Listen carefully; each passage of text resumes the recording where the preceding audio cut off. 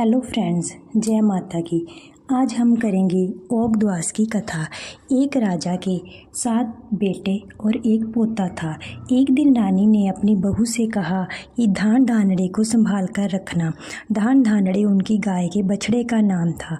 सास के समझाने के बाद भी बहू से बछड़ा बिनिश गया और राजा के सब कुएं तालाब सूख गए। तब रानी ने बहू को पीहर भेज दिया और उसका बेटा अपने पास ही रख लिया। 1 साल तक उनके तालाब और कुएं में पानी नहीं आया। तब राजा ने पंडितों को बुलाकर पूछा कि इनमें पानी किस प्रकार आएगा। तो पंडित बोले कि बड़े बेटे जा इकलौते पोते की बलि देने से पानी आ जाएगा। तब राजा ने अपने इकलौते पोते की बलि दे दी। बलि देते ही कुएं तालाब पानी से भर गए। रानी ने बहू को भी पीहर से वापस बुला लिया।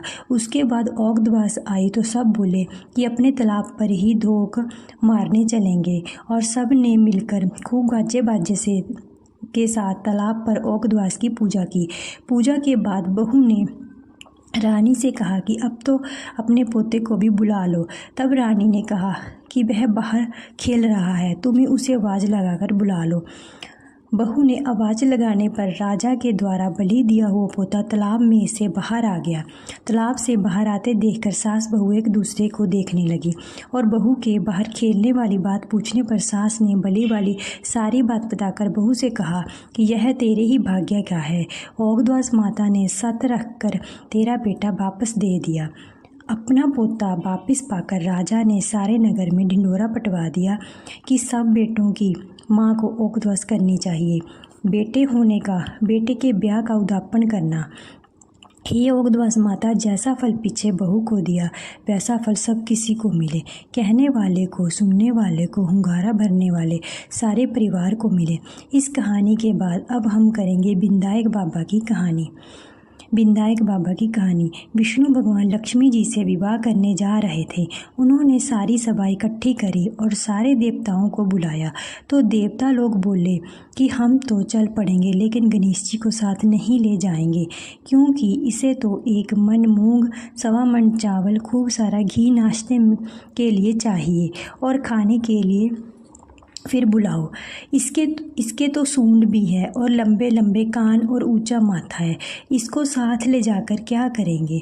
इसको देखकर कुंडिनपुर की नारियां शर्माएंगी।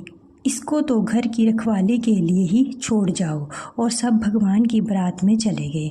इतने में नारद जी आए और गणेश जी से बोले, तुम्हारा तो बहुत अपमान किया है, क्योंकि तुम्हें घर की रखवाली के लिए छोड़ गए।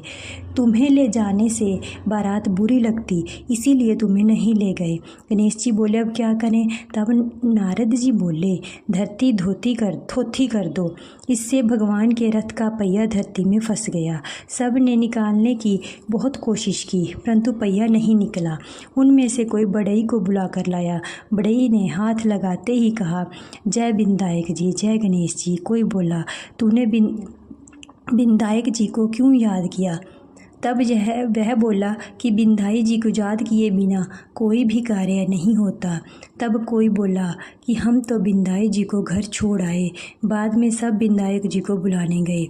तब वह बोले कि मैं तो नहीं चलूं। पहले तो गणेश जी की रिद्धि पाई, बाद में विष्णु जी ने लक्ष्मी जी से विवाह किया और घर आ गए। हे बिंदायक जी महाराज, जैसा भगवान के कार्य सिद्ध किए वैसा कहने सुनने वालों का भी कार्य सिद्ध करना। Hello friends.